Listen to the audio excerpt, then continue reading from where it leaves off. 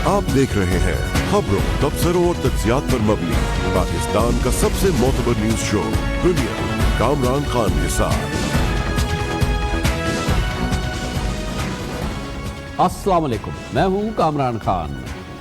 अब से लेके 9 महीने से 1 साल के अंदर किसी भी वक्त पाकिस्तान में इंतखाबात का ऐलान हो सकता है। वज़ीर आज़म जनाब नवाज शरीफ इंतखाबात कॉल कर सकते हैं। सन 2018 के इलेक्शन के हवाले से बात कर रहा हूँ। इस पर क़तई नज़र इस बात के कि पनामा का फ़ैसला क्या है, ये इंतहाई अहम साल है। इंतखाबी तैयारियों के लिए बहुत इंतहाई अहम साल है। मुस्लिम लीग नून को अगर आइंदा 5 साल के लिए हुकूमत करनी है, जनाब नवाज शरीफ को आइंदा 5 साल के लिए वज़ीर आज़म रहना है, तो ये वो साल है जिसमें कि भरपूर कारकर्दगी दिखानी है और पूरी मेहनत करनी है।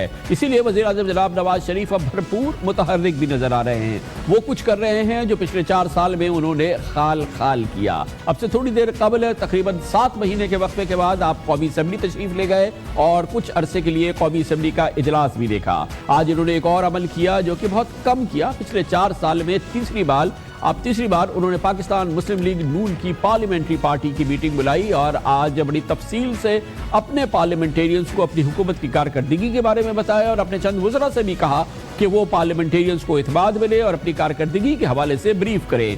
ऐसा लगता है कि वज़ीर आज़म भरपूर तरीके से मुतहर्रिक करने की कोशिश कर रहे हैं, अपनी सियासी स्ट्रेंथ को भी और अपनी सियासी जमात को भी और अपनी सियासी क्रेडेंशियल्स को भी।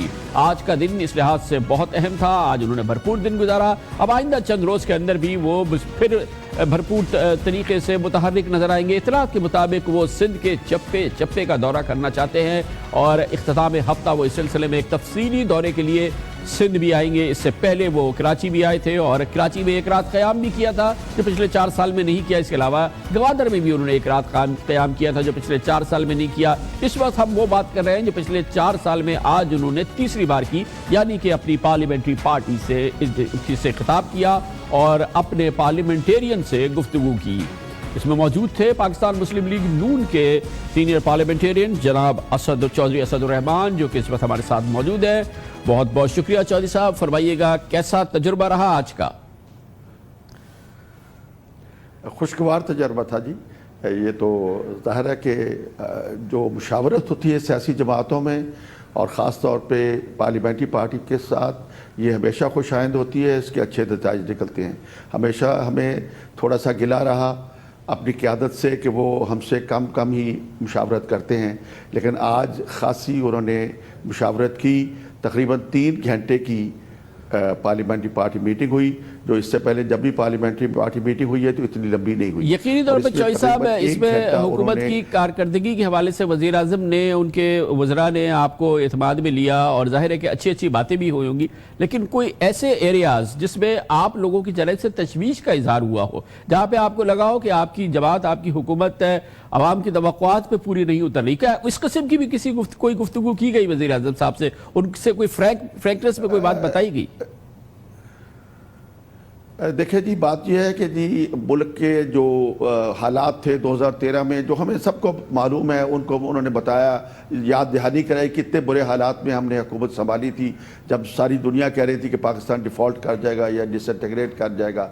और फिर उसके बाद उन्होंने कहा कि मैं अपनी वज़ाहत, तो साहब ये तो हम उनसे बहुत सुनते रहते हैं, जाहिर है कि उनकी हुकूमत की कारकर्दगी उन्होंने बताई। मैं चाह रहा हूँ कि मैं पूछूँ कि आप लोगों ने कुछ उनसे कहा कि यहां पर हम जो है नाकाम हुए हैं? अच्छी तो होती है, लेकिन कहीं तो ऐसा होगा ना कि जहां पे आप लोगों ने कहा ये वीकनेस है हमारी सर। देखिए जी, ज़्यादातर तो शिकायत जो है या लोगों ने अपना क्या शिकवा किया वो यही आता कि मुशावरत कम रही है, जिस पर मियाँ साहब ने वादा किया है, वज़ीर आज़म साहब ने, कि अब हर 2 महीने बाद एक पार्लियामेंट्री पार्टी मीटिंग हुआ करेगी और जिसमें इससे ज़्यादा तफसील से गुफ्तगू करेंगे, वो हमारी बातें सुनेंगे। तकरीबन 1 घंटा उन्होंने, पहले 2 घंटे ब्रीफिंग दी उन्होंने और उनके वज़रा ने, और उसके बाद तकरीबन 1 घंटा फिर मेंबरान की बातें सुनी, जिसमें ज़्यादातर मेंबरान ने कौमी मसाइल की बजाय अपने अपने हल्के के मसाइल के मुतल्लिक़ ही ज़्यादा बातें की, क्योंकि इलेक्शन नज़दीक हैं और हर मेंबर को पता है कि तो उसने तकरीबन 1 साल बाद या 1.25 साल बाद वो आवाम के सामने जाना है और अपनी कारकर्दगी का ख्याल है। आज की रिपोर्टिंग में ये बात सामने आई है कि वज़ीर आज़म ने अपनी गुफ्तगू में जिक्र किया कि सन 2007 में उन्हें जनरल मुशर्रफ की जानिब से इनडायरेक्ट कोई कॉम्प्रोमाइज़ की पेशकश की गई थी जिसे उन्होंने मुस्तरद किया। क्या इस हवाले से कुछ तफसीलात बताई उन्होंने या उनसे कुछ पूछी गई? देखें जी, बात यह है जी कि 2007 में मैं सेंट्रल वर्किंग कमेटी का रुकन था, और जब वो सऊदी अरब से वापस पाकिस्तान पहुंचे 25 नवंबर की शायद रात थी 2007 में, तो उसके बाद आके उन्होंने सेंट्रल वर्किंग कमेटी की बुलाई थी मीटिंग, और उसमें उन्होंने तफसील से बताया था कि जब मोहतरमा पाकिस्तान में आ गई तो उसके बाद फिर सऊदी अरब के बादशाह ने ये फैसला किया मियां नवाज शरीफ साहब से, अब मैं आपको नहीं रखूँगा, क्योंकि मेरे साथ अंडरस्टैंडिंग ये थी कि दोनों लीडरों को इलेक्शन से पहले नहीं आने दिया जाएगा, और उन्होंने कहा कि जब एक चला गया तो अब हम आपको नहीं रोकेंगे। तो फिर परवेज़ मुशर्रफ साहब, उन्होंने ही हमें यह बताया, मियाँ साहब ने, उस वक्त 2007 में ही, कि परवेज़ मुशर्रफ साहब सऊदी अरब गए और उनके बादशाह से उन्होंने पहले तो ये दरख्वास्त की कि मियाँ नवाज शरीफ को इलेक्शन तक रोके रखें और ना आने दें। तो वो फिर शाह जो थे सऊदी अरब के बादशाह, उन्होंने कहा कि नहीं, मेरे आपके साथ अंडरस्टैंडिंग थी, ये थी कि दोनों कौमी लीडरों को नहीं आने दिया जाएगा, जब एक मोहतरमा आ गई हैं तो अब मैं नवाज शरीफ साहब को नहीं रोकूंगा। तो फिर उन्होंने कहा कि ठीक है, मेरी उनसे बात करवा दी। ये बातें हमें 2007 में मियाँ नवाज शरीफ साहब ने पाकिस्तान आने के बाद फ़ौरन बात बताई थी कि फिर उन्होंने कहा, और उसके बाद शाह जो थे वो उन्होंने कहा कि मेरे पास जद्दे तशरीफ लाए, और उन्होंने मुझे कहा कि हम आपको ये पैगाम दे रहे हैं परवेज़ मुशर्रफ का कि वो आपसे मिलना चाहते हैं, लेकिन आपको मजबूर नहीं करेंगे। तो मियाँ साहब ने कहा कि नहीं, मैं उसको नहीं मिलना चाहता। तो ये बात उस वक्त भी उन्होंने बताई थी, और उसके बाद आज भी वो उन्होंने ज़िमरन इस बात का जिक्र किया कि मैंने कोई डील नहीं की, और थोड़ा सा उन्होंने गिला भी किया कि चार्टर ऑफ डेमोक्रेसी जब साइन किया, चार्टर ऑफ डेमोक्रेसी, तो उसके चंद महीने के बाद ही मोहतरमा ये डील कर ली, जिसमें चौधरी साहब, आप इतने सीनियर पार्लियामेंटेरियन हैं, मुस्लिम लीगी, और आपकी आज जो साथी थे, आज किस चैलेंज की तरफ आप इशारा कर रहे थे जो आप लोगों के नज़दीक 2018 के इलेक्शन में पाकिस्तान मुस्लिम लीग नून को सबसे बड़ा चैलेंज क्या होगा? आई गेस कि आपने प्राइम मिनिस्टर के साथ आप लोगों ने शेयर किया होगा, आप लोगों का क्या परसेप्शन है, सबसे बड़ा चैलेंज क्या है 18 के इलेक्शन में पाकिस्तान मुस्लिम लीग नून को? देखें जी, हालात इस वक्त तो इत्मीनान बख्शी लगते हैं। हम अब हल्कों में जाते हैं, लोगों के भी जाते हैं, क्योंकि बिजली के हालात बहुत बेहतर हुए हैं, सुई गैस के हालात जो हैं वो बहुत बेहतर हैं, ज़राअत में भी पिछले साल की निस्बत इस साल बेहतरी आई है, और हुकूमत ने काफ़ी बरात काश्तकारों के दी हैं। तो उसके साथ रेलवे और दूसरे मामलात में बेहतरी तो आई है, और मैं समझता हूँ कि अवाम मुतमिन है। लेकिन मसाइल चूँकि इस मुल्क के बहुत ज़्यादा है अवाम के, ज़ाहिर है कि वो 3-4 साल के अरसा में अभी हमने हम 4.7% क्लेम करते हैं कि पिछले साल जीडीपी ग्रोथ रेट था, जो कि कम से कम 7% होना चाहिए, और मुसलसल काफ़ी अरसे तक बल्कि 7% से ज़्यादा होना चाहिए अगर हमने इस मुल्क में बेरोज़गारी को कम करना है। तो इस किस्म के मसाइल तो हैं, इक़्तिसादी मुश्किलात हैं, वो 3 साल या 4 साल के अरसे में तो वो ख़त्म नहीं हो सकती। लेकिन बेहतरी की तरफ अगर जो रोज़ इंडस्ट्री बंद होती थी और मजदूर हड़तालें करते थे और आगे लगाते थे फैसलाबाद में और इस इलाका में, वो इंडस्ट्री में अब वो स्ट्राइक्स बंद हो गई हैं। इंडस्ट्री बंद थी, उनको बिजली नहीं मिलती थी, गैस नहीं मिलती थी, लेकिन अब इस इंडस्ट्री को 24 घंटे बिजली भी मिलती है और गैस भी की लोड शेडिंग नहीं है। पावर प्लांट्स के लिए भी गैस मिल रही है, और फर्टिलाइजर आप देखें, फर्टिलाइजर सिचुएशन काफी हद तक इंपोर्ट करते थे, गोया कि काफी हद तक सिचुएशन कंफर्टेबल है पाकिस्तान मुस्लिम लीग नून की। ये आप लोगों का फीडबैक था वज़ीर आज़म जनाब नवाज शरीफ के लिए।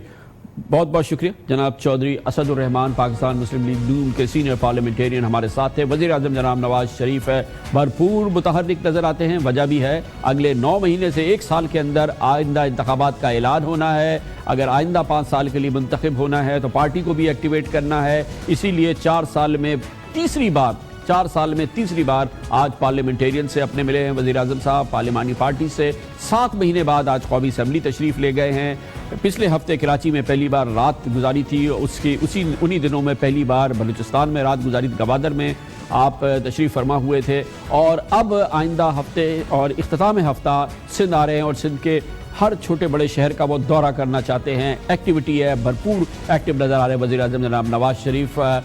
इस हवाले से कमर्शियल ब्रेक और उसके बाद जिक्र करेंगे। आज कौमी असम्बली ने फौजी अदालतों को तस्लीम कर लिया भरपूर अक्सरियत के साथ। कल ये मामला सेनेट में जाएगा, वहाँ भी कबूल हो जाएगा। देखना ये है कि चेयरमैन सेनेट जो गुज़िश्ता बार इस मामले पर बहुत रोए थे, कल उनका रद्द अमल क्या होता है, क्या कल भी उनके आंसू निकलेंगे? ये कमर्शियल ब्रेक के बाद इसका जिक्र करते हैं।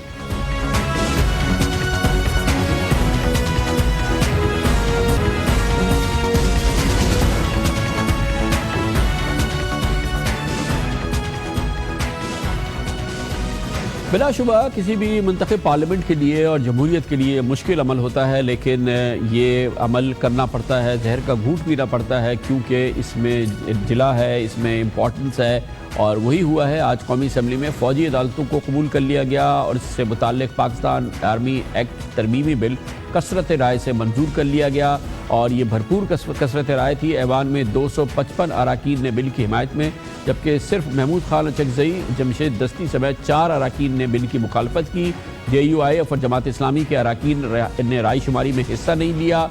इस तरह से ये बिल कौमी असम्बली में मंजूर हो गया। कौमी असम्बली के 342 अराकीन में बिल की मंजूरी के लिए हुकूमत को 228 वोटों की ज़रूरत थी और जो कि बासानी पूरी हो गई। फ़ौजी अदालतों की तोसी के लिए कल सेनेट में ये बिल जाएगा। सेनेट के 104 अराकीन में 2/3 अक्सरियत की मंजूरी के लिए 70 सेनेटर्स की हिमायत दरकार है। सेनेट में पीपल्स पार्टी के 27 और मुस्लिम लीग नून के 26, MQM के 8 और तहरीक इंसाफ के 7, अवामी नेशनल पार्टी के 6 उम्मीदवार हैं। मजमूई तादाद 74 बनती है। इसलिए लगता है ये है कि सेनेट से ये बिल भी आसानी से मंजूर हो जाएगा और ये मामला जो है यकीनी तौर पे फिर पाकिस्तान की पार्लियामेंट में नई आइनी तरमीम का बाइस बन गया है और इस तरह से फ़ौजी अदालतों का क़याम एक बार फिर होगा। दिलचस्प बात यह है कि 2 साल के लिए फ़ौजी अदालतें पार्लियामेंट ने तस्लीम कर ली है। ये वही पार्लियामेंट है जिसकी अपनी उम्र जो है वो ज़्यादा से ज़्यादा 15 महीने 16 महीने होगी, लेकिन इसने 24 महीनों के लिए ये फ़ौजी अदालतों को तस्लीम किया है। यकीनी तौर पर पाकिस्तान की तमाम सियासी जमातें कहती रही हैं कि ये मुश्किल फ़ैसला है, लेकिन शायद ये ज़्यादा मुश्किल फ़ैसला पाकिस्तान पीपल्स पार्टी के लिए है क्योंकि वो फ़ौजी अदालतों की मुखालिफ रही है, लेकिन उसने भी फ़ौजी अदालतों को तस्लीम किया है। और पाकिस्तान पीपल्स पार्टी में भी शायद सबसे मुश्किल मसला कल होगा सेनेट के चेयरमैन जनाब रज़ा रब्बानी के लिए, जो कि इस मामले पे बहुत ही सख्त राय रखते हैं। वो कहते हैं कि किसी भी सूरत में जमहूरियत में फ़ौजी अदालतें नहीं होनी चाहिए और जब गुज़िश्ता बार फ़ौजी अदालतें 2 साल के लिए तस्लीम की गई थी, जनाब रज़ा रब्बानी पर ये लम्हात बहुत गिरा गुजरे थे। वो उन्होंने इस पर जब बात की थी तो उनकी आवाज़ भर्रा गई थी, वो रोने लगे थे और ख्याल यही है कि क्या कल भी वो रोएंगे या कल वो नहीं रोएंगे या क्या है, तो कल देखा जाएगा। लेकिन पिछली दफ़ा उनकी हालत काफ़ी ख़राब थी। जितना शर्मिंदा मैं आज हूं, शायद इससे पहले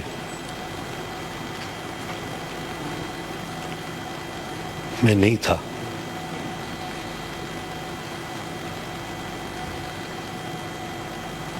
ये वोट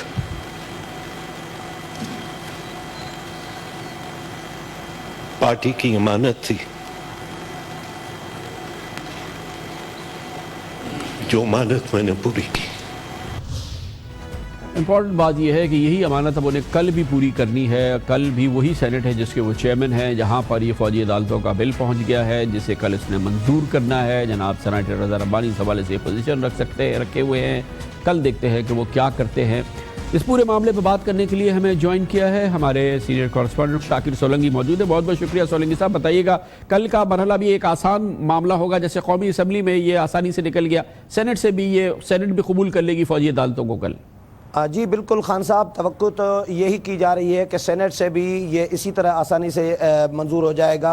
आर्मी एक्ट तरमीमी बिल और जो 28वीं आइनी तरमीम है, दोनों रज़ा रब्बानी के हवाले से आपने बताया। तो रज़ा रब्बानी ने 2015 में जब मंजूर हुई थी ये तरमीम, तो वो रो पड़े थे और वोट नहीं देना चाह रहे थे, लेकिन उन्होंने ये भी कहा था कि ये वोट पार्टी की अमानत है, इसीलिए मैं दे रहा हूँ।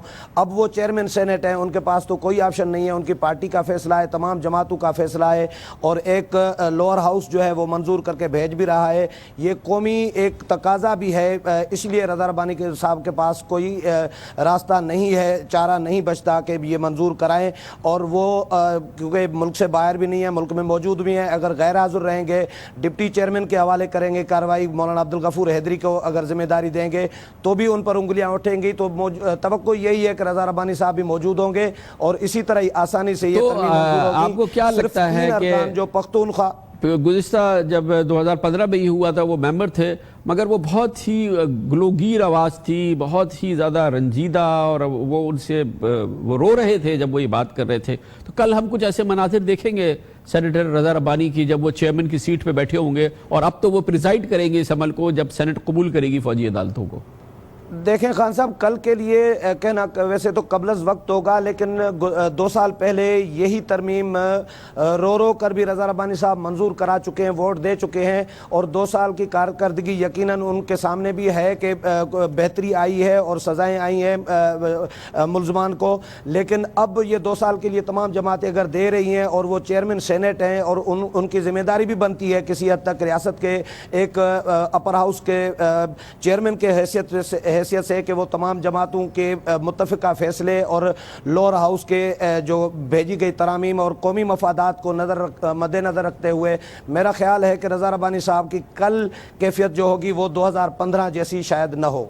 इंशाअल्लाह। बहुत बहुत शुक्रिया जनाब। शाकिर सोलंकी हमारे साथ थे। खबर चल ब्रेक, उसके बाद जिक्र करते हैं भारत में आज फिर मुसलमानों के जख्मों पर नमक छिड़का गया है। आज वहाँ की सुप्रीम कोर्ट ने कह दिया है कि बाबरी मस्जिद का मसला हम नहीं हल करते, हिंदू मुस्लिम आपस में हल कर लें, और हल करना होता तो सुप्रीम कोर्ट जाते ही क्यों। एक मुश्किल सूरत हाल है। दूसरी जानिब कट्टर हिंदू परस्त बीजेपी और उसके रहनुमा कहते हैं बाबरी मस्जिद हर सूरत में वो बनाएंगे, मुसलमान चाहें तो अपनी मस्जिद सड़क पर ले जाए।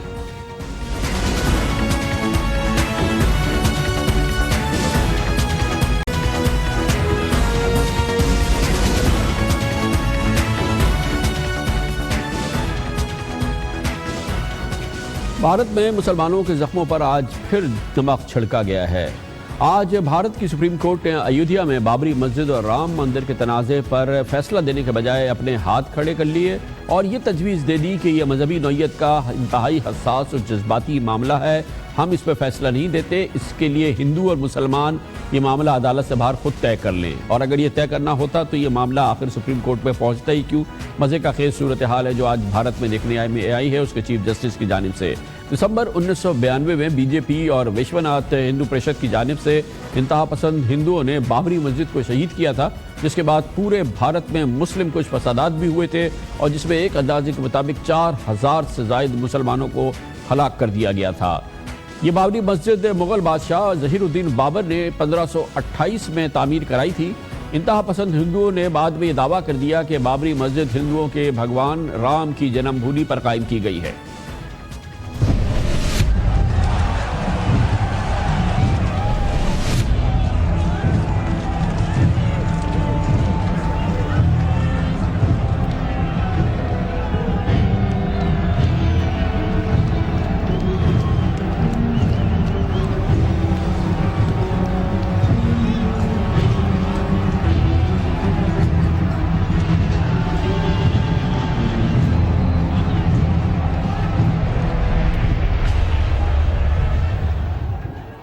इसी तनाज़े को हल के लिए मुसलमान सुप्रीम कोर्ट पहुंचे थे, मगर आज भारतीय सुप्रीम कोर्ट के चीफ जस्टिस जनाब जस्टिस जगदेश सिंह ने ऑब्जर्वेशन दी कि बाबरी मस्जिद और राम मंदिर के मामले पर फरीकैन बाहमी सलाह मशवरे से ये तनाज़ा तय करें, हमें इस बीच में ना डालें। जस्टिस जगदेश सिंह ने तजवीज़ दी कि वो इस मजहबी मामले पर फरीकैन के माबैन अमन मुज़ाकरात और काबिल कबूल हल के लिए सालिसी कर सकते हैं, मगर फैसला नहीं दे सकते। अदालत ने पेशकश भी की कि अगर फरीकैन किसी पर एतमाद जाहिर करे तो उसे भी मुज़ाकरात के लिए मुकर्रर किया जा सकता है या मुज़ाकरात कार मुकर्रर किया जा सकता है। बीजेपी के रहनुमा सुब्रमण्यम स्वामी ने सुप्रीम कोर्ट पर अयोध्या के मामले पर फौरी तौर पर समाअत के लिए दरख्वास्त भी दायर की थी।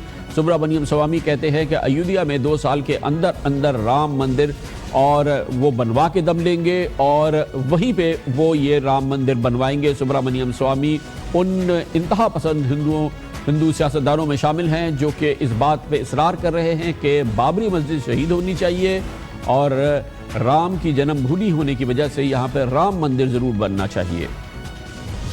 कोर्ट ने कहा कि हम तो चाहते हैं कि आप दोनों साइड्स बैठकर इसकी फैसला करें और फिर हमारे पास आए उसकी एक समाधान के साथ। हम समझौता करने के लिए तैयार हैं। मस्जिद बने, मंदिर बने, उसके अलग अलग जगह हैं। एक के प्राणी प्रतिष्ठा के कारण राम जहाँ पैदा हुए वही है, उसको बदल नहीं सकते। और मस्जिद तो कहीं भी बना सकते हैं, सड़क में भी नमाज पढ़ते हैं मुसलमान। बाबरी मस्जिद और राम मंदिर तनाज़े पर सुप्रीम कोर्ट की तजवीज़ को बाबरी मस्जिद एक्शन कमेटी ने मुस्तरद कर दिया है। एक्शन कमेटी के कन्वीनर जफरयाब जिलानी का कहना है कि पहले भी सालिसी की कोशिश नाकाम हो चुकी है, अब भी कामयाबी का इम्कान नहीं है। सुप्रीम कोर्ट को खुद इस मामले का हल कर निकालना चाहिए था। जहाँ तक आउट ऑफ कोर्ट सेटलमेंट का ताल्लुक है, ये पॉसिबल नहीं है। हमारा एक्सपीरियंस 1986 से ये है कि हाईएस्ट लेवल पर, यानी शंकराचार्य लेवल पर भी और प्राइम मिनिस्टर लेवल पर भी 2 मरतबा एफर्ट बहुत ही सस्टेंड हुई, कई महीने तक गुफ्तगू चली और नाकाम हुई। तो अब चीफ जस्टिस ऑफ इंडिया खुद मीडिएट करें, हमें उन पर भरोसा है। वो कोई टीम नॉमिनेट करें सुप्रीम कोर्ट जजेस की, उन पर भी भरोसा है। वो हियरिंग करें, हम उसके लिए तैयार हैं। लेकिन आउट ऑफ कोर्ट सेटलमेंट के लिए वो हमसे कहेंगे तो हम नहीं जा सकते हैं। ये आपके इल्म होगा, बीजेपी के सीनियर तरीन रहनुमा एल के अडवाणी से लेकर राजनाथ सिंह तक कट्टर हिंदू परस्त तमाम रहनुमा बाबरी मस्जिद की शहादत को धड़ल्ले से तस्लीम करते हैं। उत्तर प्रदेश के इतवार को बनने वाले नए वजीर आला योगी आदित्यनाथ तो ये कहते हैं कि जब बाबरी मस्जिद से गिराने को कोई हमें नहीं रोक सका तो राम मंदिर बनाने से कौन रोकेगा। और अयोध्या में भगवान राम के मंदिर के निर्माण का मार्ग प्रशस्त करना है। हम सबको इस भाव के साथ एक बार पुनः बढ़ना होगा। क्यों नहीं, कौन ताकत है जो आपको रोक सकता है मंदिर बनाने से? जब ढांचा ढाने से नहीं कोई रोक पाया तो मंदिर बनाने से कौन रोक पाया? अब तो निर्माण होना है। हम अगर अयोध्या की बात में विश्वास करते हैं, आंदोलन करते हैं, तो उसमें अपोलोजेटिक नहीं होना चाहिए, कभी भी गर्व करना चाहिए। ये हमारी आस्था का सवाल है, हमारी निष्ठा का सवाल है। कोई मां का लाल हमारी इस आस्था और निष्ठा से डिगा नहीं सकता। अयोध्या की धरती पर जहां भगवान राम लला पैदा हुए थे, वहां पर भव्य राम का मंदिर बनकर रहेगा। ये है आज, इसीलिए मैंने शुरू में कहा था कि मुसलमानों के जख्मों पे नमक छिड़कना रोजाना का मामूल है भारत में। ये आज की पूरी कैफियत है जो आपको दिखाई। कमर्शियल ब्रेक, इस दौरान आप न्यूज़ हेडलाइंस देखेंगे और उसके बाद हमारी आज की दूसरी अहम तरीन खबरें, उनसे जुड़े हुए तबसरे और तज्जियात जारी रहेंगे।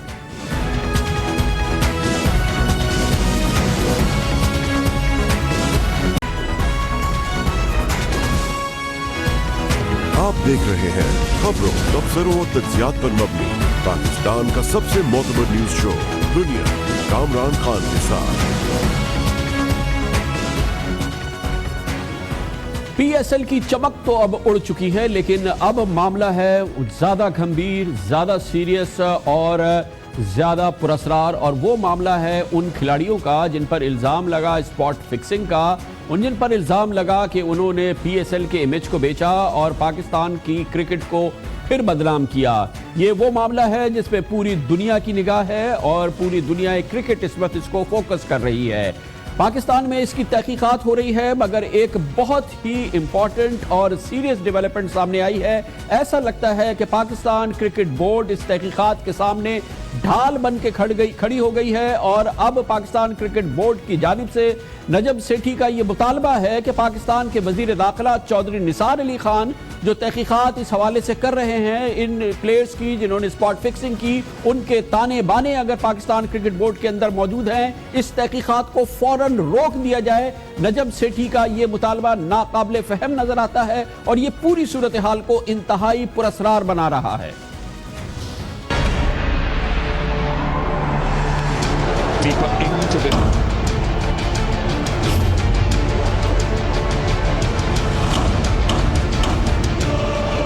जब तक एग्जाम्पल सेट नहीं करेंगे ये चीज़ होती रहेगी। हर चीज़ पैसा हो गया। जब आप इन चीज़ों में चले जाएंगे तो फिर आपके लिए कोई बात ही नहीं है। अकाउंटेबिलिटी खाली प्लेयर की ना हो, जो इससे रिलेटेड लोग थे उनके भी तो कोई अकाउंटेबिलिटी हो। एक ऐसी मिसाल बनाई जाए जिससे लोग डरें कि यार हम ये कभी ऐसा काम करें। क्रिकेट माहिरीन का कहना है कि पीसीबी ने स्पॉट फिक्सिंग स्कैंडल की शुरू ही से इंतहाई भोंडे अंदाज में से निपटने की कोशिश की है, बल्कि वो मजबूर हुई थी क्योंकि दरअसल इस सिलसिले में एक्शन तो इंग्लैंड में हुआ था जहां शर्जील को रंगे हाथों पकड़ा गया था और उसके बाद पीसीबी मजबूर हुई और उसने इस इन्वेस्टिगेशन को आगे बढ़ाया। अब सूरत हाल ये है कि स्पॉट फिक्सिंग का केस तो पीछे रह गया है, अब इसकी तहकीकात कैसे हो इस मामले पर पीसीबी इस बात का बहुत बुरा मना रही है कि FIA ये तहकीकात कर रही है और ऐसा लगता है कि पीसीबी अब FIA के खिलाफ महाज खोल रही है जिसके पास इस बात का कानूनी इख्तियार भी है, जिसके पास इस बात के रिसोर्सेज भी हैं, मैन पावर भी है, तजुर्बा भी है, उसका ये हक भी है और उसके लिए ये ज़रूरत भी है कि वो इस मामले की तहकीकात करे। लेकिन पीसीबी इसके सामने आके खड़ी हो रही है और इसमें बड़ी दिलचस्प सूरत हाल ये है कि इसकी इब्तिदा भी FIA के हवाले से इस वजह से हुई थी कि पीसीबी के जो CEO हैं, चीफ ऑपरेटिंग ऑफिसर सुभान अहमद, उन्होंने ही FIA को खत लिखा था कि स्पॉट फिक्सिंग में मुलव्विस खिलाड़ियों के फ़ोन डेटा की रसाई में और उसके हवाले से उसकी मदद की जाए, जिसके बाद FIA ने इस केस की तहकीकात शुरू कर दी है।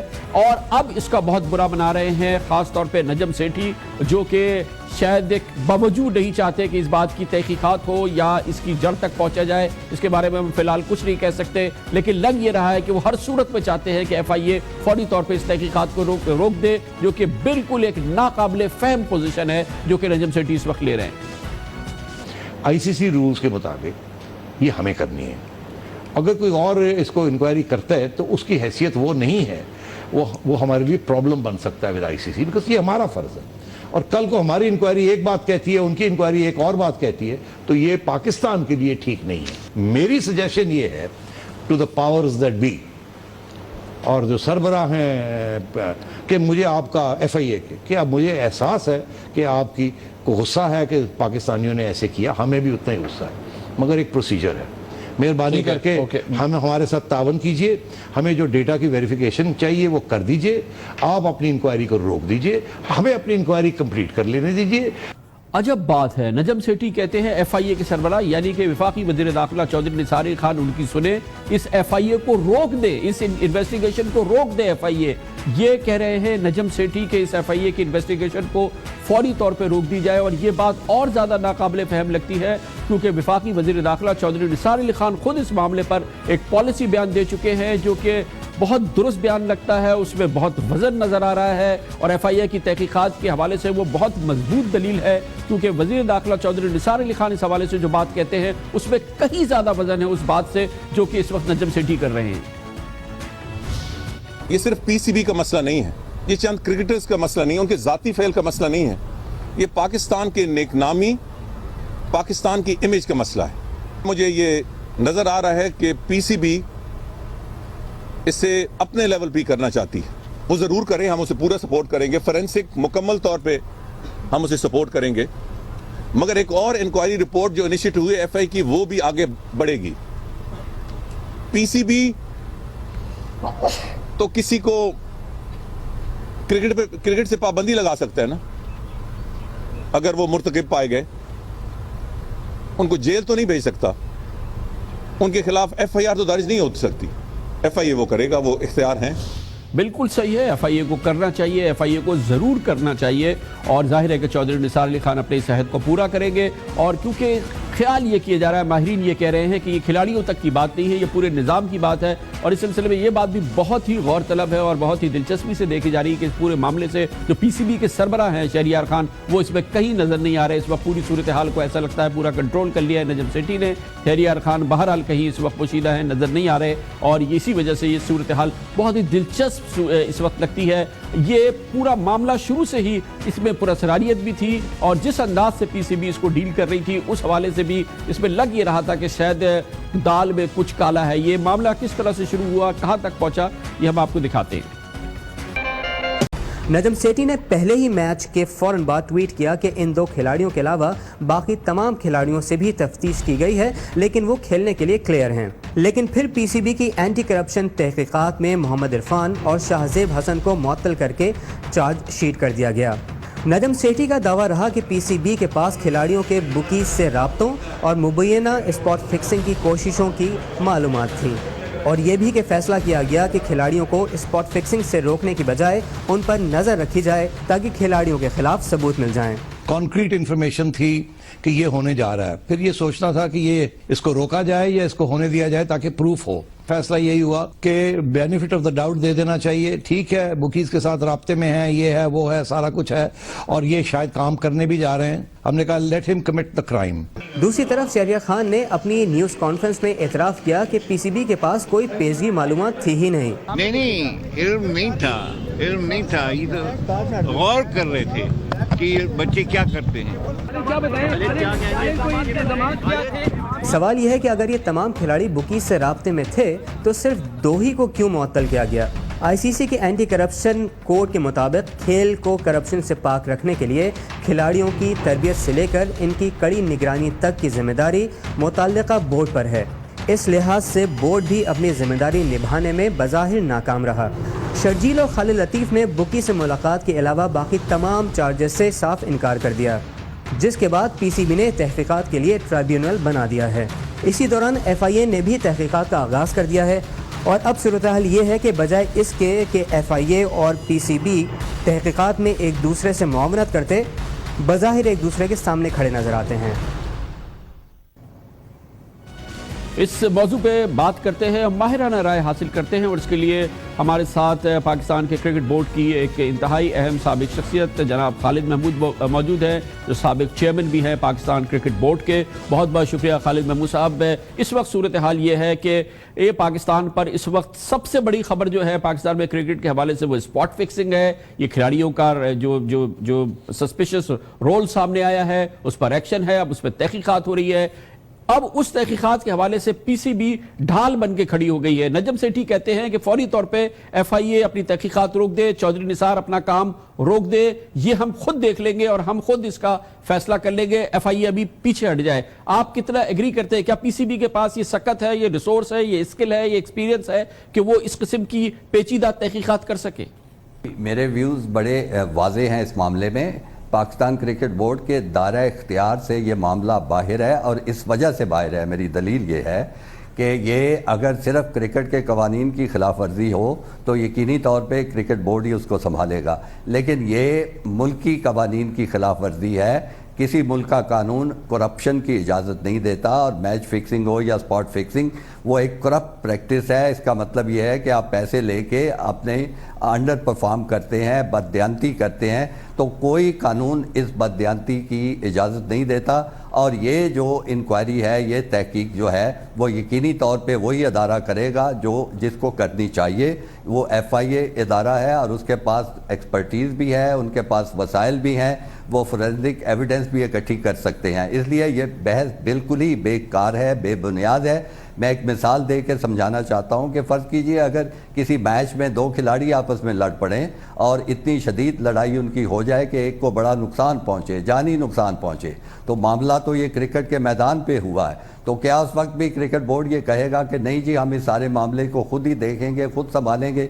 यकीनी तौर पे लोग इस पे हंसेंगे और वो कहेंगे कि ये एक जुर्म हुआ है, एक कानून तोड़ा गया है, एक हाथापाई हुई है, तो लिहाजा जो महकमा इसका जिम्मेदार है, चाहे वो पुलिस है या एफआईए, वो ये तहकीकात करेंगे। खालिद साहब, क्या इसमें मुमकिनात ये हैं कि इसमें खुद, क्योंकि ये पीसीबी के निज़ाम के तहत ये लोग काम कर रहे थे, ये खिलाड़ी, और ये फिर इंग्लैंड से शुरू हुआ है ये काम, और ये इसके ट्रांस बॉर्डर ताने बाने हैं, दुबई, लंदन, लाहौर और दूसरी जगहों पे ये फैला हुआ है। तो जब ये तहकीकात होगी इसमें तो पीसीबी को खुद सरेंडर करना चाहिए अपने आप को और अपने ऑफिशियल्स को कि वो तहकीकात को ज्वाइन करें, रादर देन कि वो कहें कि हम ओन करेंगे तहकीकात है। इसमें तो तहकीकात में खुद वो भी शामिल हो सकती है ना, पीसीबी खुद भी शामिल हो सकती है। जी खुद भी, वो भी पार्टी फरीक इसमें हो सकता है। कभी भी पाकिस्तान क्रिकेट बोर्ड को ऐसी बात करनी ही नहीं चाहिए थी और सोचनी भी नहीं चाहिए थी। उसकी मिसाल मैं देता हूं कि 2010 में जब स्पॉट फिक्सिंग हुई थी और अगरचे आईसीसी और इंग्लिश क्रिकेट बोर्ड जो थे उन्होंने ये सब कुछ चीज़ें देखी थी, तो इंक्वायरी किसने की थी? इंग्लिश क्रिकेट बोर्ड ने की थी? नहीं। आईसीसी ने की थी? उन्होंने भी नहीं की थी। स्कॉटलैंड यार्ड ने तमाम तफ्तीश की थी, तहकीकात की थी और उन्होंने सारी एविडेंस इकट्ठी की थी और मामला अदालत के सामने लेके आए थे। तो अगर क्रिकेट बोर्ड की ये सोच है तो इसका मतलब है कि वो इस मामले में कोई पेशरफ्त नहीं चाहते, क्योंकि इस वक्त जो सूरत हाल है हम सब देख रहे हैं कि उनके खिलाफ चार्जेज़ हैं, वो चार्ज उनके सामने लगाए गए, खिलाड़ियों ने मुख्तलिफ अंदाज में उसका जवाब दिया, अक्सर ने इनकार किया, ज़्यादा से ज़्यादा राब्ते को तस्लीम किया। तो जब ये कच्चे पक्के बयानात उस ट्राइब्यूनल के सामने पहुँचेंगे तो फिर क्या बनेगा? ट्राइब्यूनल बेबस हो जाएगा और फिर यही कहेंगे कि जी केस साबित नहीं हो सका। तो इस किस्म की चीज क्रिकेट बोर्ड वाले क्यों चाहते हैं? अच्छा खालिद महमूद साहब, इसमें एक और चीज जरा सी आप अगर वजाहत फरमाएं कि ये कहा गया है, नजम सेठी कहते हैं कि आईसीसी की पाबंदी है कि ये इस किस्म की तहकीकात हम ही करें, कोई और इसकी तहकीकात ना करे। जैसा कि आपने बड़ा राइटली बताया एग्जाम्पल कि जब इंग्लैंड में ये सब पकड़े गए, सलमान भट्ट और ये तमाम चीजें हुई हैं, तो वो तो स्कॉटलैंड यार्ड ने तहकीकात की और फिर वो क्राउन प्रोसिक्यूशन सर्विस में गया, वहां मजिस्ट्रेट ने उसको सजा दी। यहाँ पे कहते हैं हमें आईसीसी ने पाबंद किया हुआ है और ये कोई इसके करीब नहीं आ सकता, सिर्फ हम ही करेंगे इसकी तहकीकात। नहीं, कोई ऐसी पाबंदी नहीं, बल्कि आईसीसी तो खुद एनकरेज करेगी कि आप सही तहकीकात करवाएं। मैंने स्कॉटलैंड के यार्ड की मिसाल दी है। अब देखें, आपको याद होगा कि इंडिया में भी यह मामला सामने आया था। हैंसी क्रोनिये जनूबी अफ्रीका के मशहूर खिलाड़ी जो थे वो मुलव्वस पाए गए, फिर हिंदुस्तान के खिलाड़ी मुलव्वस पाए गए। तो तहकीकात किसने की थी? वो इंडियन क्रिकेट बोर्ड ने की थी, उनकी इंटेलिजेंस एजेंसीज ने की थी, उनकी पुलिस ने की थी। उन्होंने तमाम मामला सामने उठाया था, वही मामला अदालत में लेके गए थे। तो ये तो बिल्कुल ही बेबुनियाद किस्म की दलील है जो क्रिकेट बोर्ड वाले दे रहे हैं। आईसीसी, मैं आईसीसी से काफ़ी डील कर चुका हूँ, सवाल ही नहीं पैदा होता कि उनकी तरफ से इस किस्म की कोई हदायत हो। बहुत बहुत शुक्रिया जनाब खालिद महमूद, साबिक चेयरमैन पाकिस्तान क्रिकेट बोर्ड, वाज़े अंदाज में कह रहे हैं कि पाकिस्तान क्रिकेट बोर्ड का ये इख्तियार ही नहीं है कि वो इस मामले की तहकीकात अपने पास ले ले। वो ये भी कह रहे हैं कि आईसीसी की दरअसल ख्वाहिश ये होगी कि इसकी भरपूर तहकीकात हो और उसी तरह से जैसे इंग्लैंड में स्कॉटलैंड यार्ड इस मामले की तहकीकात करता है, भारत में सीबीआई करती है, दूसरी इंटेलिजेंस एजेंसीज करती है, इसी अंदाज की तहकीकात पाकिस्तान में होनी चाहिए। उनका कहना यह है कि उनकी बात ये समझ में नहीं आ रही कि पाकिस्तान क्रिकेट बोर्ड को तो तफ्तीश के अंदर शामिल होना चाहिए, ना कि वो खुद इसकी तहकीकात करे। और ये पूरी सूरत हाल यकीनी तौर पर इस पूरे मामले को काफ़ी गंभीर बना रही है। हमारा ख्याल यही है कि FIA चौधरी निसार अली खान इस सिलसिले में भरपूर तहकीकात को जारी रखेंगे और इसकी जड़ तक पहुंचेंगे। दूध के दूध को और पानी का पानी यहाँ पे किया जाएगा और देखा यह जाएगा कि आखिर कैसे मुमकिन हुआ कि PSL को बेचने की कोशिश की गई और फिर पाकिस्तान क्रिकेट बोर्ड अब इसकी पूरी तहकीकात नहीं होने दे रहा। और इस पूरे मामले में दरअसल शहरियार खान खुद कहाँ है, ये भी ढूंढने की जरूरत है। कमर्शियल ब्रेक और उसके बाद जिक्र होगा कराची वालों की किस्मत खुल जाती आज हो गया है ऐसा। नेपरा ने कहा है कि इलेक्ट्रिक के बिजली के जो नर्ख हैं उसमें फौरी तौर पे तकरीबन 20% कमी करने की ज़रूरत है। इसका मतलब ये था कि कराची वालों के बिजली के बिलों में 20% कमी हो जाती, मगर खबरें ये है कि दरअसल ये पूरा फ़ायदा हुकूमत ले उड़ेगी और वो कहती है कि हमने जो रियायत दी थी हम वापस लेंगे, कराची वालों को मिलेगा ठेंगा। इसकी बात करते हैं छोटे से वक्फे के बाद।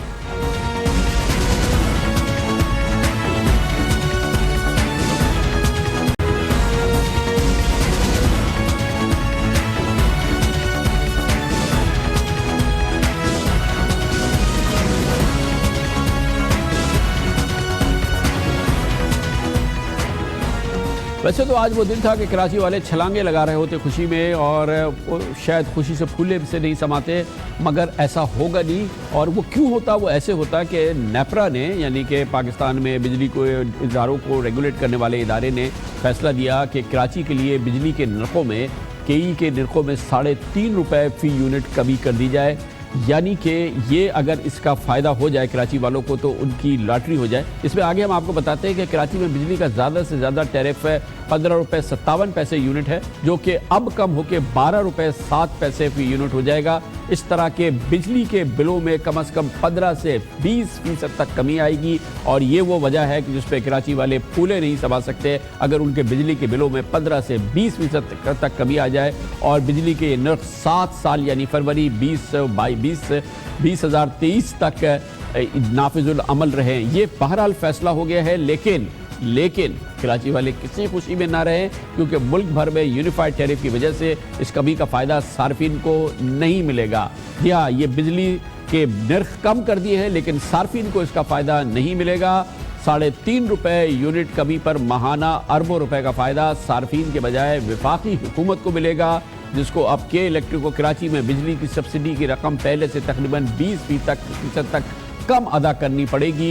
ये वो घोरक धंधा है जिसका कि हमारे पास कोई जवाब नहीं है, लेकिन बहरहाल ये सूरत हाल है। अगर ये फ़ायदा हुकूमत के बजाय आवाम को मिलता तो कराची में जिसकी बिजली का बिल 10,000 रुपये होता है उसको 2,000 रुपये बहाना का फ़ायदा होता है, जिसका बिल 5,000 रुपये होता है उसे कम अज़ कम 1,000 रुपये का फ़ायदा हो जाता, मगर अब सार्फिन को सिर्फ बिजली की अदायगी पर बैंक चार्जेस की मद में 8 रुपये उसके महीने के बिल में और मीटर्स रेंट के पर हर महीने 7.5 रुपये के करीब मिल जाएगा। इस तरह से कोई 15-20 रुपये का फ़ायदा हो जाएगा। लेकिन सिर्फ एक कुल मिला के बहुत हो गया, किसी को तो 186 रुपये का फ़ायदा होगा, मगर हो सकता था ये हज़ारों का फ़ायदा हो। और इस वजह से इसका जो अमल है और उसका जो फ़ायदा है वो कराची वालों को नहीं पहुँचेगा। के इलेक्ट्रिक को इन टैरिफ से नुकसान पहुंचने का बहरहाल वो कहते हैं कि अंदेशा है, क्योंकि जो रकूम उनको चाहिए होती हैं एक्सपेंशन के लिए, अपने निज़ाम को बेहतर बनाने के लिए, उसमें इन्वेस्टमेंट करने के लिए, अब वो हासिल नहीं होंगी।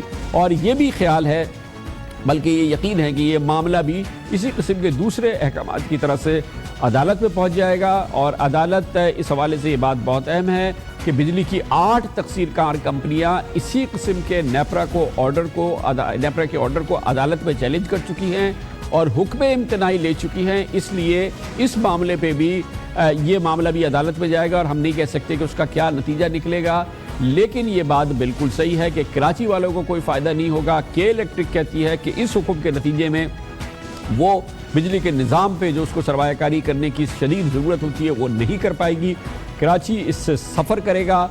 और बहरहाल एक चीज़ बात तय हो गई कि जो बिजली के नर्ख केई को दिए गए थे वो ज़्यादा थे और ख़ुद नेपरा की जानिब से ही दिए गए थे। नेपरा पर इल्ज़ाम था कि वो इस मामले में उसने सही फैसला नहीं किया है, उस पर संगीन इल्ज़ाम लगा था और ख़ुद वजारत पानी और बिजली की जानिब से लगा था, जिसमें कहा गया था कि तकरीबन 5 साल में इस टैरिफ की हेर फेर और ओवर बिलिंग के नतीजे में तकरीबन 62 अरब रुपए जो हैं वो ज़्यादा ले लिए गए। 62 अरब रुपए जो है वो जा चुके हैं।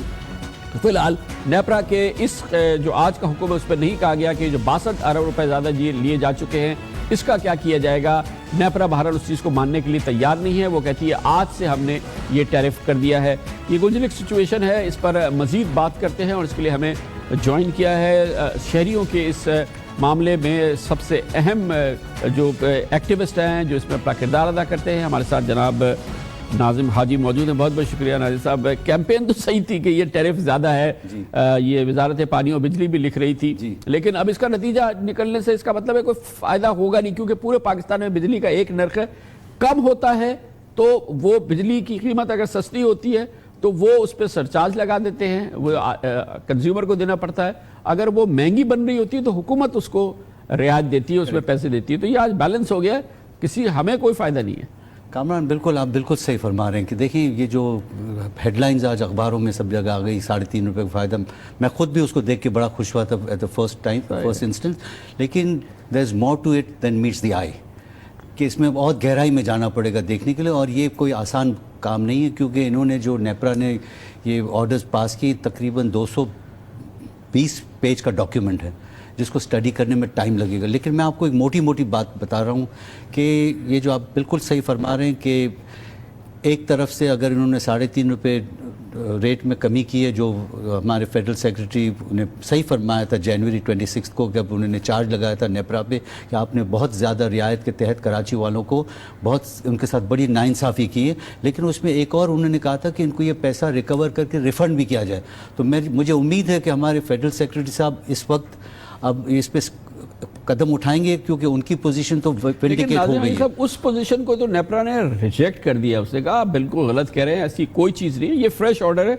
और ये 62 अरब रुपए का जो उनका एलिगेशन है यूनुस ढागा साहब का सेक्रेटरी का, वो तो मानती नहीं नेपरा, वो कहती नहीं। लेकिन इसमें एक पॉइंट जो मैं हाईलाइट करना चाह रहा हूँ कि इलेक्ट्रिक बावजूद इसके के रेट उनके ज़्यादा थे, 1 रुपया और मांग रहे थे, उसके बरक्स नेपरा ने 3.5 रुपये घटाए हैं। इसका मतलब there was excessive charges going on, वो चार्जेस बहुत ज़्यादा थे उनके। तो वो पोजीशन हमारे जो फेडरल सेक्रेटरी का चार्ज वो कायम रहता है और उनकी पोजीशन विंडिकेट हो रही है इसमें।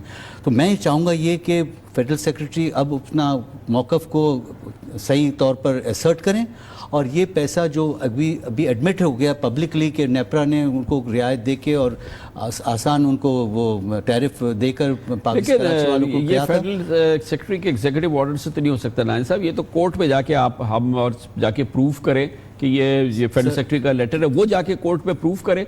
तो सर आज आपको ये अच्छी एक और ख़बर मैं देना चाहूँगा कि आज हमने सिंध हाई कोर्ट में एक पिटिशन दाखिल की है जिसमें यही इशू को टेकअप किया हमने कि जो 26 जनवरी का लेटर था फेडरल सेक्रेटरी का 62 अरब रुपए की जो चार्जेस उन्होंने लगाए थे कि नेपरा पे, वो खुद आके अपने कोर्ट में पेश करें और ये बताएं और उसकी पोजीशन को क्लियर करें। और अगर उनके नेपरा के और 2 गवर्नमेंट डिपार्टमेंट्स में अगर इख्तिलाफ है तो हमारी जो अपील थी सिंध हाई कोर्ट के जस्टिस को कि इस पे एक जुडिशल कमीशन कायम किया जाए। देखिए ना, ये जो सेक्रेटरी साहब ने जो लेटर लिखा जी यूनुस जागर साहब ने ministry of water and power में, लेकिन ministry of water and power खुद इसमें एक बड़ा एक कल्प्रिट है, क्योंकि जो इस वक्त बिजली महंगी है उसकी बड़ी वजह उसमें से ये है कि हमारी जो डिस्ट्रीब्यूशन लॉसेस हैं, हमारे जो ट्रांसमिशन लॉसेस हैं, हमारी जो चोरी है वो उसमें कभी नहीं आ रही है, जो कि इनकी जिम्मेदारी है, जिसकी वजह से ये सर्कुलर डेट जो है वो मुसलसल खड़ा हो रहा है। या ये कहते हैं कि ये पूरा हम कर ही नहीं सकते, ये इसमें हमेशा लॉस रहेगा, जिसकी वजह से इस वक्त क्या है पाकिस्तान में 444 अरब रुपए का सर्कुलर डेट दोबारा खड़ा हो गया है। IPPs अखबारात में इश्तहार दे रहे हैं कि यही मिनिस्ट्री और यही जो इदारे हैं ये हमारे पैसे दें और सॉवरेन गारंटी कॉल कर रहे हैं। तो ये इदारा ये खुद कठेरे में खड़ा है, ये किधर से किसी से कुछ ले सकता। साहब ये जो आप बात कर रहे हैं मैं इस पे आपके साथ अग्री नहीं करूंगा। Ministry of water and power का ज़रूर रोल होता है, लेकिन उनका डायरेक्ट रोल नहीं है मॉनिटरिंग में कि नेपरा के ऊपर उनकी कोई कंट्रोल नहीं है। कलेक्शन, रिकवरीज, चोरी ना हो, करप्शन ना हो, ये तो इनके इदारे हैं ना, इसको तो ये देख सकते हैं। नहीं, ministry of water and power का डायरेक्ट इन्फ्लुएंस नहीं उन पे, लेकिन तो मैं उनको उसमें जिम्मेदार नहीं ठहराऊंगा कि आपने जैसे कहा वो उनकी भी नाअहली, लेकिन उनकी जिम्मेदारी है कि अगर कोई चीज़ लाइन से बाहर जा रही है तो उनको उसकी नोटिस लेना चाहिए। और जो उन्होंने नोटिस लिया और अपने कैलकुलेशन के मुताबिक उन्होंने नेपरा को ख़त लिखा और बड़ा मुनासिब ख़त था, उसमें कोई बुरी बात नहीं थी। नेपरा उसको अच्छी तरीके से डिनाई कर सकता था, लेकिन नेपरा ने रिटेलिएट किया और बहुत ही अनपार्लियामेंट्री लैंग्वेज में। तो मैं समझता हूँ कि ये मौका है उनके लिए कि ये अपनी पोजीशन को क्लियर करें और कोर्ट में हमारे जो पिटिशन है 28 तारीख को उसमें खुद हाजिर हों और खुद बताएं कि ये क्या केस प्लीड करते हैं नाज़िम साहब, तो इसमें हमें ये तो पता होना चाहिए कि हम सस्ती बिजली हमें नहीं मिल सकती, वो मिलेगी जो पूरे पाकिस्तान को मिल रही है। ये एक यूनिफाइड टैरिफ है, इसमें तो एक बात तो सबको पता होनी चाहिए। हम ये कर सकते हैं कि हमें अनडिस्टर्ब्ड मिले, हमें अच्छी मिले, हमें जहां डिमांड हो वहां मिले और उसमें फ्लक्चुएशन ना हो, टेक्निकल इश्यूज ना हो, उसके लिए एफर्ट करना चाहिए। उसके लिए बाहर इन्वेस्टमेंट की तो जरूरत होगी ना, केई का यहाँ तो पॉइंट है। उसमें बिल्कुल उनकी जो टैरिफ डिटर्मिनेशन हुआ है अभी, इसमें बाकायदा इन्वेस्टमेंट का सारी गुंजाइश उनकी रखी, कॉस्टिंग में सब कुछ किया है। लेकिन ये मल्टी ईयर टैरिफ में उन्होंने एक और गुंजाइश, जो बहुत बड़ी गुंजाइश के इलेक्ट्रिक को दे दी है कि ट्रांसमिशन एंड डिस्ट्रीब्यूशन लॉसेज जो के इलेक्ट्रिक एक्सेप्ट कर रहा है कि 15% का टारगेट हम अचीव कर लेंगे, उनको उठा के 20% का टारगेट दे दिया इस ऑर्डर में। क्या इसका मतलब क्या? एवरी परसेंट मीन्स 1 अरब रुपया, तो 5 अरब रुपये की रियायत दे दी खामोखा की, बगैर पूछे। कि इलेक्ट्रिक पूछ भी नहीं रहा उनको, और नेपरा अपनी फराग दिली का मुजाहरा करते हुए कह रहा कि भाई 5 करोड़ रुपए 500 करोड़ रुपए और ले जाएं आप हमारे से, पब्लिक से। नहीं, वो पब्लिक से तो नहीं, मतलब ये कि वो KSC का बिजली चोरी करेगी और अकाउंट नहीं देगी, उसका ये क्या होगा? डिस्ट्रीब्यूशन लॉसेज है ना, हाँ। वो प्रॉफिट क्लॉबैक में जाएगा ना, वो प्रॉफिट हमारे साथ शेयर नहीं होगा फिर। तो प्रॉफिट असल में क्लॉबैक की मल्टी ईयर टैरिफ में ये भी गुंजाइश होती है कि अगर ज्यादा उसका फायदा अगर 5% दे दिया नेपरा ने तो उसका फायदा चोर को जाएगा ना, बिजली के चोर को जाएगा, कहीं को तो नहीं जाएगा। ट्रांसमिशन एंड डिस्ट्रीब्यूशन लॉसेज जो कम होंगे ना, देखिए 20% अगर होता है तो उनको अलाउ कर दिया कि 20% तक आपकी कॉस्ट में आ रहा है। अगर वो 15% पे काम करते तो 5% का प्रॉफिट के इलेक्ट्रिक को मिल रहा है, विच के electric is suppose to share with the customers, लेकिन वो नहीं होगा क्योंकि 20 तक। लेकिन आप अदालत में मामला ले गए ना इस चीज को, इंशाल्लाह ताला बिल्कुल। और इंशाल्लाह 28 तारीख को हम आपको और खबर देंगे, क्योंकि ये ट्रांसफर अग्रीमेंट के बारे में भी हमको बड़ी इसकी सीरियस कंसिडर जो है वो नोटिस ली हमने, और कोर्ट को भी हमने रिक्वेस्ट किया कि अग्रीमेंट पब्लिक होना चाहिए। गुड वर्क नाज़िर साहब, शहरियों के लिए इस किस्म की एडवोकेसी की शदीद ज़रूरत है। Thank you so much. खबर से ब्रेक, उसके बाद जिक्र होगा पाकिस्तानियों की असासे रकूम स्विस अकाउंट्स में हैं। हुकूमत ने स्विट्ज़रलैंड के साथ एक माहदे पर दस्तखत कर लिया है, लेकिन बहुत देर की मेरवा आते आते अब तो चिड़िया चुग गई खेत में। कोई अकाउंट नहीं है, कोई पाकिस्तानियों के असासे मौजूद नहीं है। आप कर ले दस्तावेजात पे दस्तखत और अगले साल से इस पर अमल दरामद शुरू होगा। देखते हैं क्या मिलता है, इसकी बात करते हैं छोटे से वक्फे के बाद।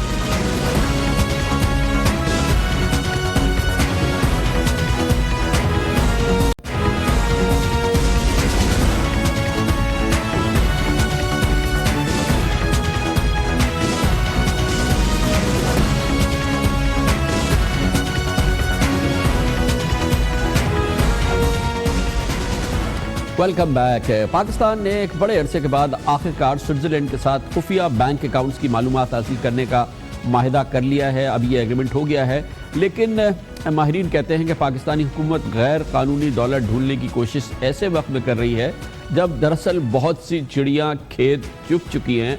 गोया कि वो स्विस बैंक में अकाउंट होल्डर्स जो पाकिस्तानी थे, इस मामले का इतना शोर हो गया है, इस माहिदे का इतना शोर हो चुका है कि वो यकीनी तौर पे वो अकाउंट सब खाली हो चुके हैं, ये पैसा कहीं और मूव हो चुका है। लेकिन बहरहाल आज इस सिलसिले में हुई है डेवलपमेंट जब अवॉइडेंस ऑफ टैक्सेशन एग्रीमेंट हुआ है, डबल टैक्सेशन एग्रीमेंट, जिसमें पाकिस्तान की जानिब से FBR के डॉक्टर मोहम्मद इरशाद और पाकिस्तान में स्विट्जरलैंड के सफीर ने दस्तखत कर दिए हैं और ये मामला बहरहाल अब बाकायदा हो गया है।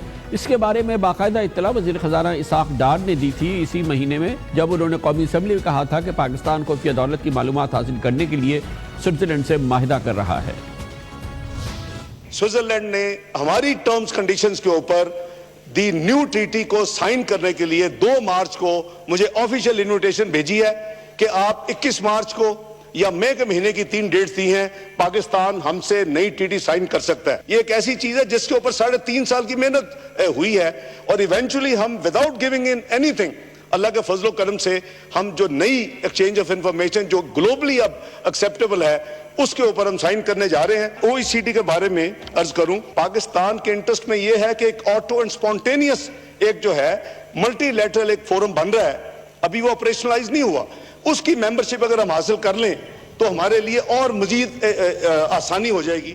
ये बात जो जनाब इसाक डार ने आखिर में की, इसका मतलब यह है और उसका ताल्लुक है उस माहिदे से जो पाकिस्तान ने पिछले साल सितंबर में दस्तखत किए, जिसमें इक़्तिसादी ताउन और तरक्की की तंजीम यानी organisation for economic cooperation and development OECD के साथ टैक्स अमूर के हवाले के साथ एक बाहमी माहिदे पर दस्तखत हो चुका है, जिसके तहत पाकिस्तान दुनिया के अब 103 ममालिक में से शामिल हो चुका है जिनकी खुफिया दौलत की मालूमात हासिल की जा सकती है इन 3 ममालिक के हवाले से। बल्कि इसके अलावा टैक्स चोरी की रकम वापस हासिल करने के लिए कानूनी भी कार्रवाई की जा सकती है। OECD के मेंबर्स पर यह लाजिम होती है, जिसका कि पाकिस्तान अब हिस्सा बन गया है। पाकिस्तान में आम तौर पर समझा जाता है कि स्विट्जरलैंड के बैंकों में पाकिस्तानी सियासतदानों, ब्यूरोक्रेट्स और दीगर शख्सियात के टैक्स चोरी और नाजायज़ असासों से बनाए गए कम से कम 200 अरब डॉलर मौजूद हैं, लेकिन इसकी हकीकत क्या है ये अभी तक किसी को पता नहीं है। और इस मामले में एक ही मामला है जो स्विस अकाउंट्स के सामने आया, जो पाकिस्तानी अवाम के सामने आया था, वो था जब जनाब नवाज शरीफ की पिछली हुकूमत में कौमी एहतसाब ब्यूरो ने पाकिस्तान पीपल्स पार्टी के सरबराह जनाब आसिफ अली जरदारी पर स्विस बैंक्स में $60 मिलियन की मनी लॉन्ड्रिंग का केस भी चलाया था, जो पैरवी न होने की वजह से गैर मौसर हो गया था। फिर इसका चर्चा और ये तमाम accounts supreme court of Pakistan में भी सामने आए थे और सुप्रीम कोर्ट ऑफ पाकिस्तान का बार बार इसरार था कि इस हवाले से मालूमात हासिल की जाए और ये एक वजह निज़ा बना रहा सुप्रीम कोर्ट और पाकिस्तान पीपल्स पार्टी की साबका हुकूमत के दरमियान। और यही शायद वजह थी जिसकी बिना पर उसके साबिक वज़ीर आज़म, पीपल्स पार्टी के साबिक वज़ीर आज़म जनाब यूसुफ रज़ा गिलानी को बिल आखिर अपनी वजारत उस्मा खोनी पड़ी थी। स्विस अकाउंट्स के हवाले से पाकिस्तान का स्विट्जरलैंड से माहिदा, OECD का माहिदा, इन तमाम उमूर का पाकिस्तान की पाकिस्तानियों की जो बैरून मुल्क में असासे या दौलत छुपी हुई है उसका क्या असरात होंगे, ये हम पूछेंगे जनाब डॉक्टर इकरामुल हक से, जो कि इंटरनेशनल टैक्स अफेयर्स के एक्सपर्ट भी हैं और एनालिस्ट भी हैं। बहुत बहुत शुक्रिया डॉक्टर साहब। ये स्विट्जरलैंड का माहिदा आज बिल आखिर लीगल फॉर्मल हो गया, इस पर सिग्नेचर हो गए और इससे पहले OECD के हम मेंबर बन चुके हैं। क्या फ़ायदा होगा? एक लेमैन तो ये समझता है कि जब इसकी इतनी तशहीर हो गई है तो कौन अपने अकाउंट्स वहाँ पे रखेगा, कौन अपने डिपॉजिट्स रखेगा स्विट्जरलैंड में? वो तो लोग मूव कर चुके होंगे और जब तक ये एप्लीकेबल होगा, इतलात यही है कि अगले साल तक ये एप्लीकेबल होगा, उससे पहले तो चुड़ियाँ तो ये जो खेत है चुक चुकी होंगी।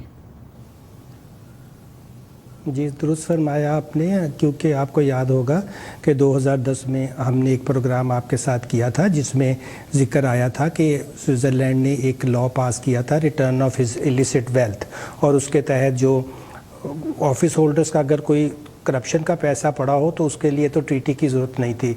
फिर आपको याद होगा 2014 के अगस्त पे पाकिस्तान की एक टीम गई और उन्होंने एक नया माहदा साइन किया और उसके तहत 2016 में हमें इंफॉर्मेशन मिल सकती थी, मगर उसको कबूल नहीं किया गया हमारी तरफ से और इसको डिले किया गया। अब ये 2 किया गया है और अगले साल से शायद नाफिज हो या ना हो, अभी डेट ऑफ इन्फोर्समेंट का नहीं पता। तो असल मकसद वही था, टाइम गेन कर लिया जाए और इतनी देर में लोग जो हैं वो अपने पैसे ऑफ शोर्स में ले जाएं लेयरिंग करके, ताकि पाकिस्तानी हुकूमत उन तक पहुंच ही ना सके, क्योंकि इतने ऑब्वियस अकाउंट्स में ज़ाहिर है 2010 से जब ये शोर मचा है, कौन अपने पैसे वहां रख कर अपने आप को किसी वबाल में डालेगा। ये आपने बिल्कुल दुरुस्त फरमाया। अब तो डॉक्टर साहब ये मामला खाली स्विट्जरलैंड तक नहीं है, पाकिस्तान तो OECD का भी मेंबर बन चुका है, उस पर भी इन्फोर्समेंट अभी नहीं हो रही है, आगे चल के होगी। तो क्या लोग सिर्फ स्विट्जरलैंड से नहीं दूसरी जगहों से भी अपने बैंक अकाउंट्स और अपनी इन्वेस्टमेंट्स को खाली कर रहे होंगे, कर चुके होंगे, ऑफशोर मूव कर रहे होंगे या कुछ और कर रहे होंगे?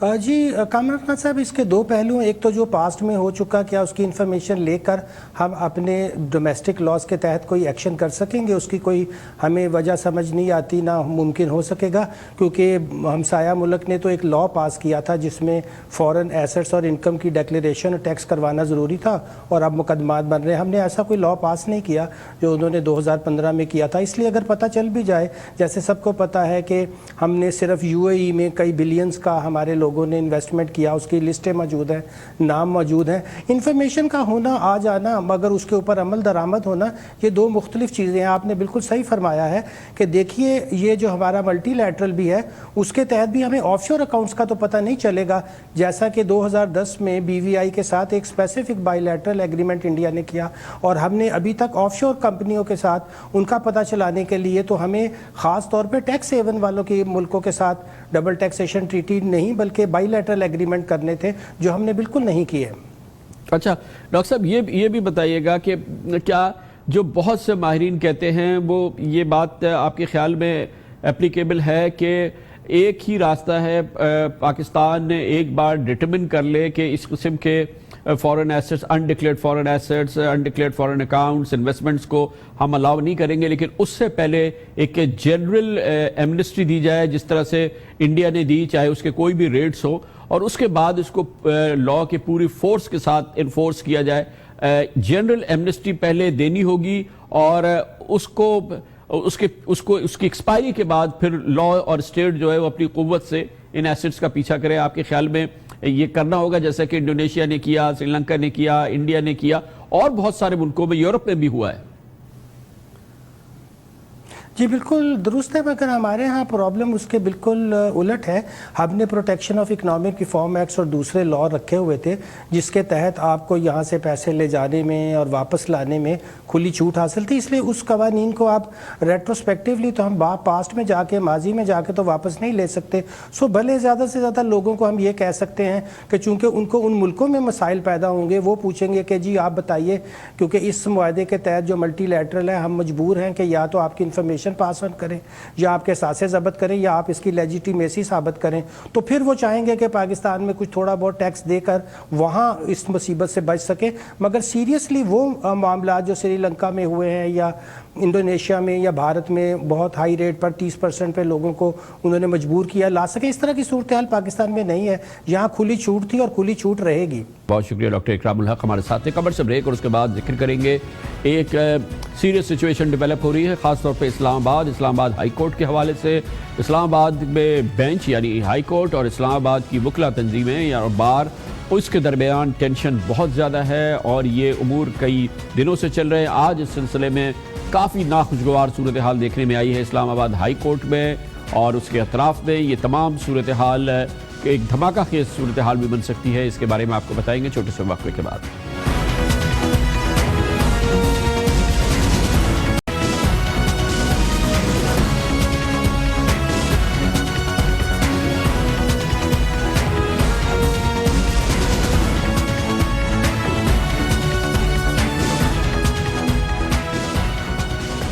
वफाकी दारुल हुकूमत इस्लामाबाद में एक मुश्किल सूरत हाल पैदा हो चुकी है और ये वो सूरत हाल है जिसका ताल्लुक उस कैफियत से, उस तनाव से है जो इस्लामाबाद हाई कोर्ट और इस्लामाबाद में वकला की तंजीमों के दरमियान जो हालात हैं, जो ताल्लुकात हैं और इसमें जो शदीद तनाव नज़र आ रहा है उसमें है। ऐसा लगता है कि किसी भी वक्त कोई तसादुम हो सकता है, कोई और ज़्यादा सीरियस सिचुएशन हो सकती है। आज भी उसके मनाजिर देखने में आए जब वकला तंजीमें हड़ताल कर रही थी, बॉयकॉट कर रही थी अपने एक साथी की मुबैना गैर कानूनी हिरासत के हवाले से, और उनका कहना था कि आज कोई अदालती काम ना हो। लेकिन दूसरी जानिब इस्लामाबाद हाई कोर्ट के जस्टिस जनाब जस्टिस शौकत अजीज सिद्दीकी ने वकला की हड़ताल को मुस्तरद किया था और केस की समाअत जारी रखी थी, जिस पर इस्लामाबाद हाई कोर्ट बार के सदर आरिफ चौधरी ने अदालती कार्रवाई को रुकवाने की कोशिश की। जस्टिस शौकत सिद्दीकी के कमरे अदालत में एक बहुत ही अनरूली सी सिचुएशन हो गई थी, हंगामा आराई की सूरत थी। बार के अहदेदार इश्तियाल में आ गए थे, जिसकी बिना पर वकला और पुलिस के दरमियान झगड़ा भी हुआ था। ये अदालत के बाहर की कैफियत है।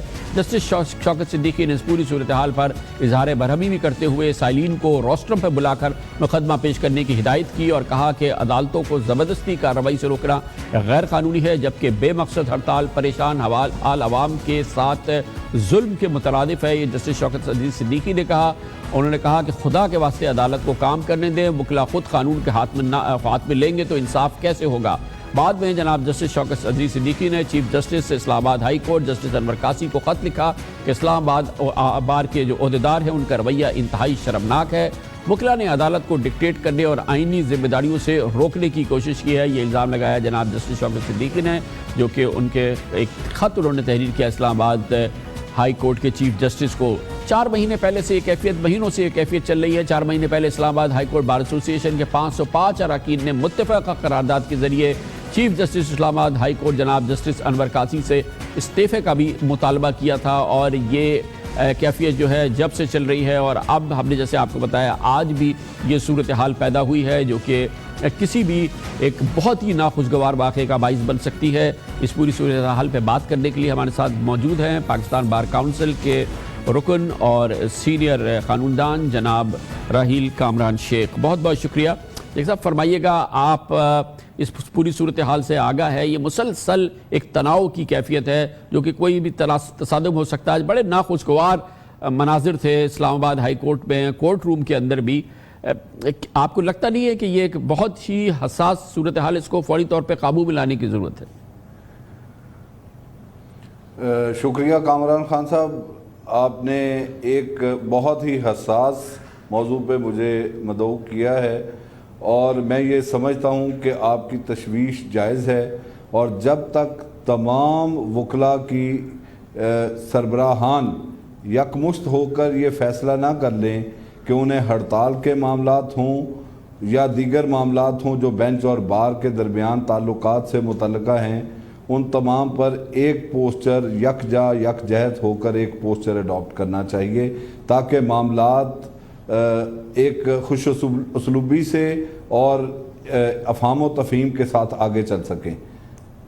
लेकिन शेख साहब ये फरमाइएगा कि ये जो हमारे प्रोफेशनल हैं, जो वो जब हड़ताल करते हैं या किसी चीज़ पे एहतजाज करते हैं, मिसाल में डॉक्टर करते हैं, वो अस्पताल बंद कर देते हैं, ओपीडी बंद कर देते हैं, एमरजेंसी तक बंद कर देते हैं। वकील हड़ताल करते हो, कहते हैं हम अदालत को बंद कर देंगे। अपने क्लाइंट्स को जिसकी उनको सर्विस करनी है उसको ही धुतकार देते हैं, उसको ही निगलेक्ट कर देते हैं और उसमें शदीद नुकसान हो जाता है। ये क्या माइंडसेट है? खान साहब, आप बिल्कुल दुरुस्त फरमा रहे हैं। पाकिस्तान बार काउंसिल इस पे अपना मौक़िफ़ पहले ही वाज़े कर चुकी है। हम हड़ताल किसी सूरत भी, ख़ास तौर पे किसी किस्म के किसी भी इंडिविजुअल इंसिडेंट या मामलात पर हड़ताल के हक़ में नहीं हैं। इवन अगर कोई नेशन वाइड इशू हो या सानिया हो, उस पर भी हमने दरख्वास्त की है तमाम बार एसोसिएशन से, तमाम बार काउंसिल से, कि वो पाकिस्तान बार काउंसिल को पहले कॉन्फिडेंस में लें।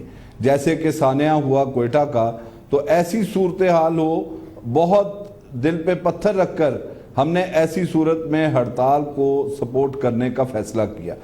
बसूरत दीगर हम किसी तरह एहतजाज का तो कोई भी तरीका हो सकता है ना। आप इकट्ठे खड़े हो जाएं, आप अपना एहतजाज पीसफुल रिकॉर्ड कराएं, अदालत चलने दें, अस्पताल चलने दें, इमरजेंसी चलने दें। ये इंसाफ तो वैसे ही इतना डिलेड, इतने मसाइल हैं, आप उसको बजोर ताकत रोकते हैं। फिर आपके साथी हम देखते हैं कि न सिर्फ एहतजाज कहीं कर रहे होते हैं, बल्कि वो तशद्दुद की उनकी तस्वीरें बेपनाह हैं, ये तशद्दुद के वाक़यात बेपनाह हैं, ये अनरूली बिहेवियर उनका जो कि कानून के रखवाले हैं।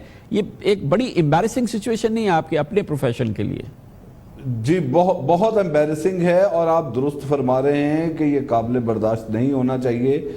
लेकिन कामरान खान साहब, मैंने 3 दिसंबर 2016 को एक ख़त लिखा था पाकिस्तान बार काउंसिल को, और मैंने कहा था कि ये जो वकला में बढ़ता हुआ तशद्दुद का रुझान है, इसके बारे में तमाम लीडरशिप को सर जोड़कर बैठना चाहिए और इसके तदारुक के लिए बाकायदा लाएअमल इख्तियार करना चाहिए। बहुत शुक्रिया जनाब Raheel Kamran Sheikh, member Pakistan bar council हमारे साथ थे। इसके साथ ही हमारे आज के प्रोग्राम का अख्ताम होता है।